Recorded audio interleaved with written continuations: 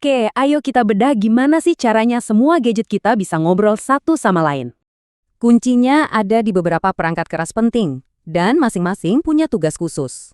Kita mulai dari yang paling jadul dan simple ya, namanya hub. Tugas hub itu gampang banget. Ambil data dari satu perangkat, lalu siarkan ke semua. Jadi, kalau ada data masuk, hub ini cuma teriak ke semua port, gak peduli tujuannya kemana. Caranya sih simple, tapi ya gitu, boros banget dan sama sekali nggak aman. Makanya jaringannya jadi lambat, rawan tabrakan data, dan nggak aman. Udah ketinggalan zaman banget. Nah, buat ngatasin masalah hub, muncullah perangkat yang lebih pintar. Kenalan yuk sama Switch.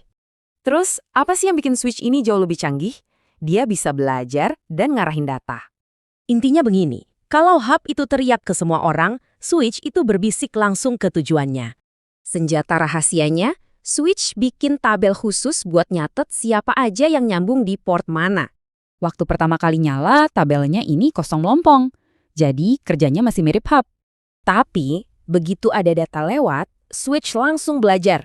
Dia catat alamat pengirimnya dari port mana. Nggak butuh waktu lama, tabelnya keisi dan jadi kayak peta jaringan.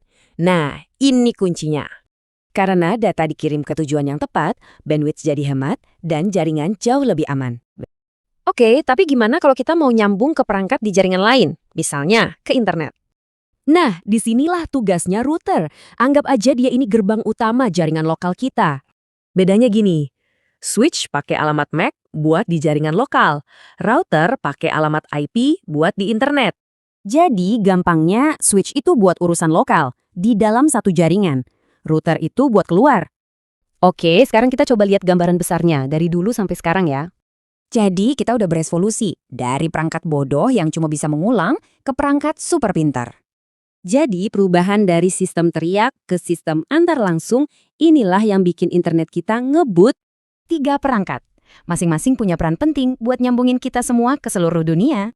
Tapi apa sih yang sebenarnya bikin perangkat ini bisa ambil keputusan super cepat? Wah, itu ceritanya lain lagi.